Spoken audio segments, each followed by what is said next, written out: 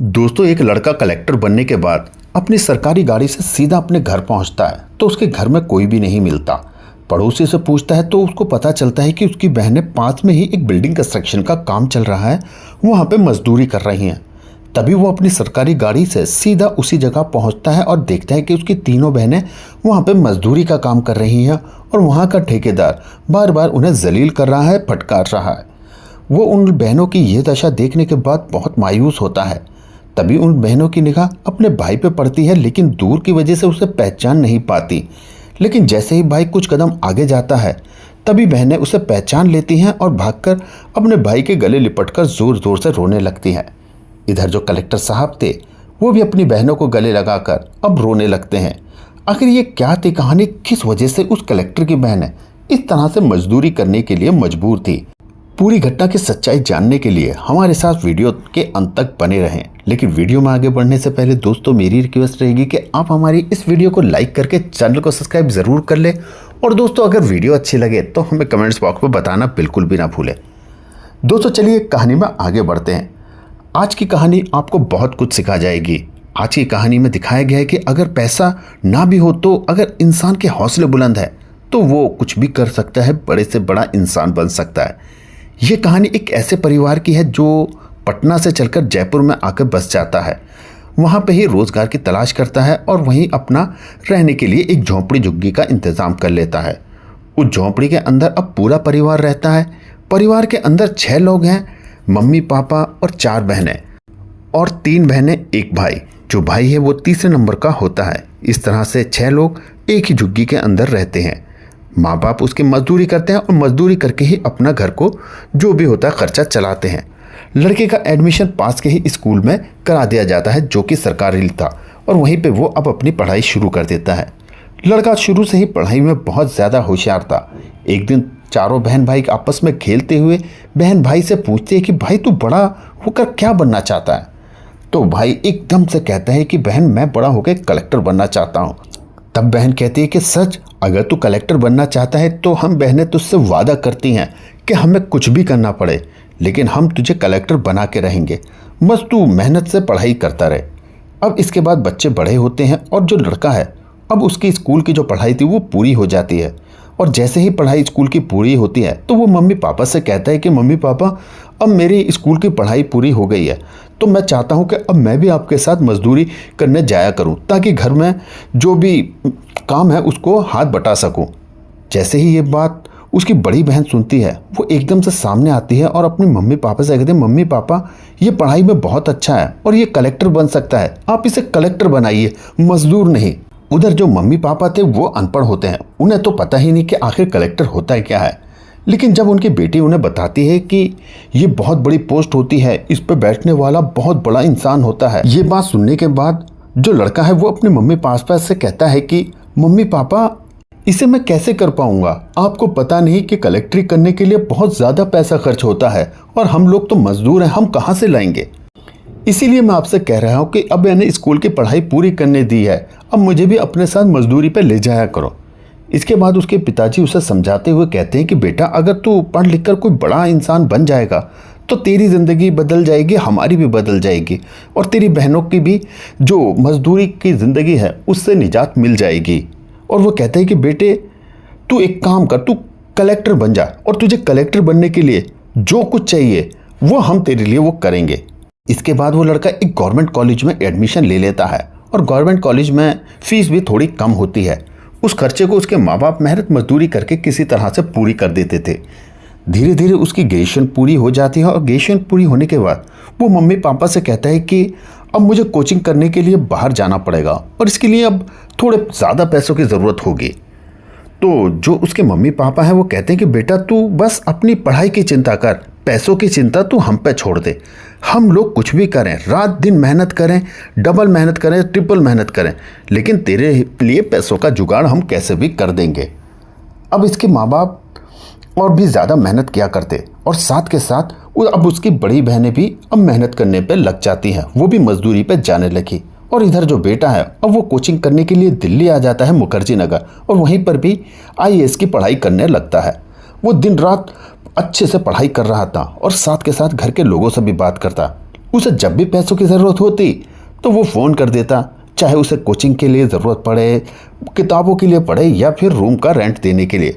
तो उसके घर वाले भी उसे टाइम से ही पैसे दे दिया करते थे ताकि उसे किसी तरह की कोई परेशानी ना हो। इधर लड़का भी बहुत ज़्यादा मेहनत कर रहा था और उधर उसके माँ बाप भी रात दिन मेहनत कर रहे थे, और माँ बाप के साथ साथ अब उसकी बहनें भी उनके साथ मजदूरी पर जाने लगती हैं अपने भैया की, ताकि पढ़ाई के खर्चा किसी तरह से निकाल सकें।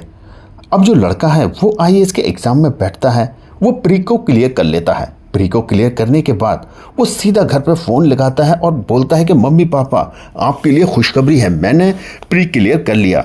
माँ बाप ये बात सुनने के बाद बहुत ज़्यादा खुश होते हैं और वो अपने बेटे को बहुत शाबाशी देते हैं कि बेटा अगर तुझे आगे और पढ़ाई करनी है और अच्छे से मेहनत करनी है। अब वो उन्हें बताता है कि इसके बाद 2 एग्ज़ाम और देने हैं, एक मेंस और एक इंटरव्यू, और इंटरव्यू देने के बाद मैं सीधा कलेक्टर बन जाऊंगा।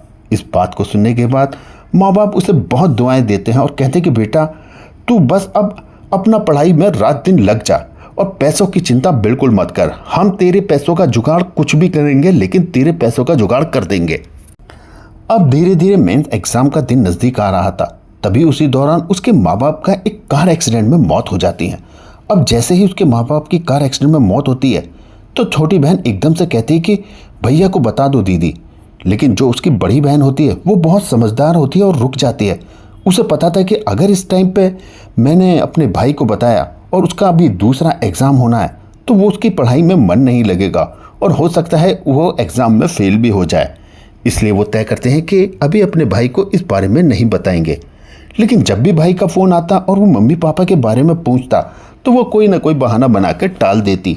कभी बोल देती कि बाहर गए हैं, कभी रिश्तेदारी में गए हैं, कभी मजदूरी पर गए हैं, या फिर इसी तरह से कुछ ना कुछ बहाना बना देती। इसी तरह से वो लड़का मेन एग्ज़ाम में बैठता है और मेंस को भी आसानी से क्लियर कर देता है। अब वो बहुत खुश होकर फिर से घर पे फ़ोन मिलाता है और अपनी बहन को बताता है और कहता है कि अब तो मुझे मम्मी पापा से बात करा दो, मैं उनको बता दूं कि मैंने मेंस भी क्लियर कर लिया।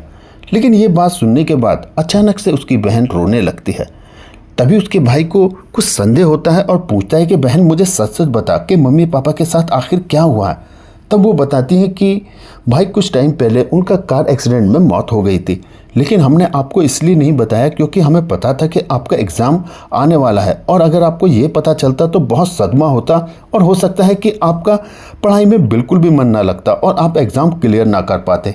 इसके बाद उसका भाई बहुत ज़्यादा रोता है, लेकिन थोड़ी देर बाद दोनों एक दूसरे को संभालते हैं और संभालने के बाद जो भैया है वो कहता है कि बहन अभी मेरा एक इंटरव्यू और रह रहा है और इंटरव्यू के बाद मैं कलेक्टर बन जाऊंगा। इसके बाद बहन उसको बहुत दुआएं देती है, कहती है कि भाई तू जल्द से जल्द कलेक्टर बन जा, उसके बाद हम लोग सब साथ रहेंगे। अब जो भैया है वो इंटरव्यू के लिए जाता है, इंटरव्यू के लिए अच्छे से कपड़े ख़रीदता है।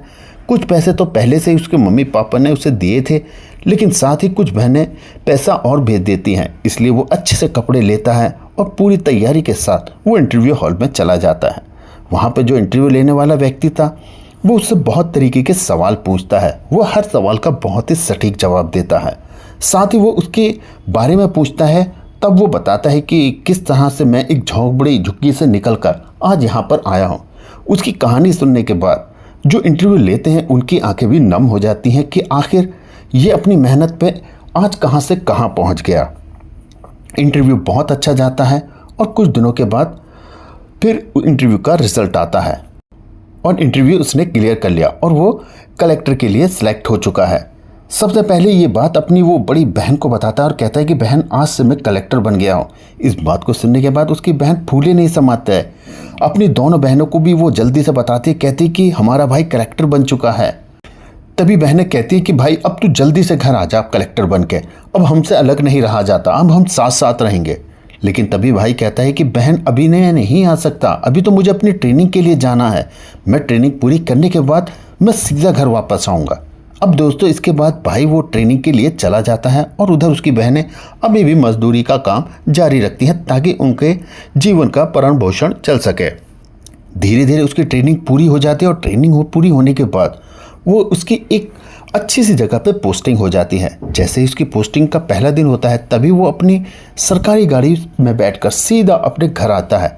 ये करीब दोपहर का समय था और आकर वो सीधा अपनी झुग्गी के सामने रुकता है और झुग्गी के अंदर जाता है, देखता है वहाँ पर कोई भी नहीं है।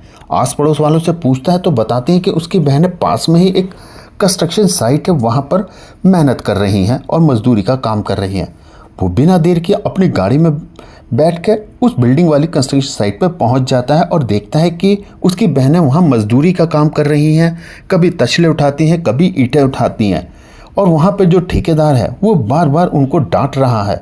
वो अपनी बहनों की ये दशा देख कर बहुत ज़्यादा दुखी होता है, लेकिन उसकी बहनें चुपचाप उस ठेकेदार की सारी जो भी डांटें होती हैं चुपचाप सहन कर रही थी। जैसे ही ये मंजर कलेक्टर साहब देखते हैं तो उनकी आंखें नम हो जाती हैं और वो अपनी बहनों की ऐसी जगह देखकर बहुत ज़्यादा परेशान हो जाते हैं। उसकी बहनें जैसे ही देखती हैं तो एक बार में वो अपने भाई को पहचान नहीं पाती।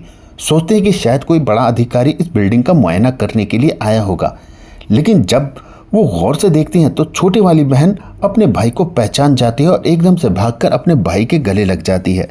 जैसे छोटी वाली बहन अपने भाई के गले लगती है और दोनों बहनें भी अब भागकर अपने भाई को पहचान लेती हैं और गले लग जाती हैं, और उसके बाद वो फूट फूट कर रोने लगती हैं।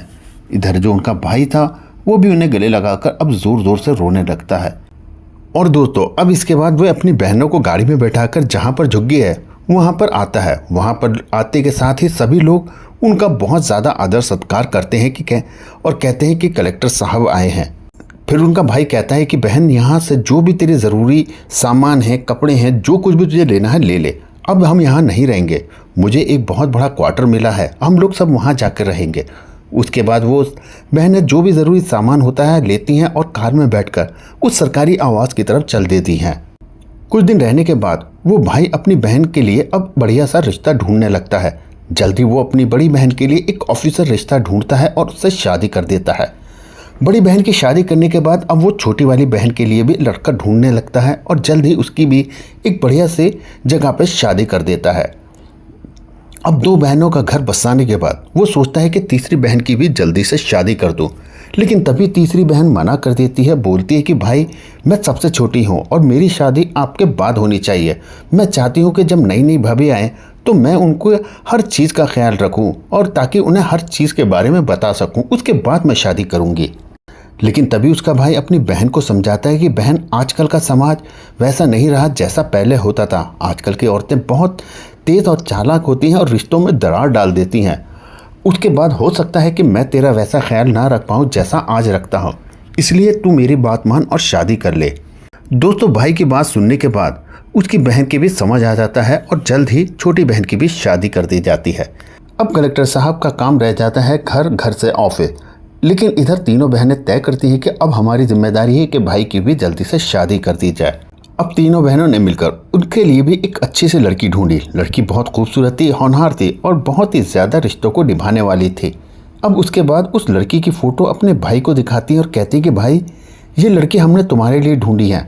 उसके बाद उसका भाई उस फोटो को देखता तक नहीं और एकदम से कह देता है कि बहन तुमने जो भी लड़की मेरे लिए ढूंढी होगी वो अच्छी ही होगी। मैं फ़ोटो देख के क्या करूँगा, तुम्हें जो पसंद हो उससे मेरी शादी करा दो और वहाँ जाओ रिश्ता पक्का कर दो, और मैं जानता हूँ वो लड़की मेरे लिए बिल्कुल परफेक्ट होगी। इसके बाद तीनों बहनें मिलकर अपने भाई की अच्छी तरह से धूमधाम से शादी करा देती हैं। शादी होने के बाद नई दुल्हन घर आती है जो कलेक्टर साहब की पत्नी होती है। वो बहुत अच्छी होती है, सबका सम्मान करती है, बहनों का सम्मान करती है, घर में आने जाने वाले सभी लोगों की बहुत अच्छे से खातिरदारी करती। कलेक्टर साहब का भी अब घर अच्छे से बस जाता है।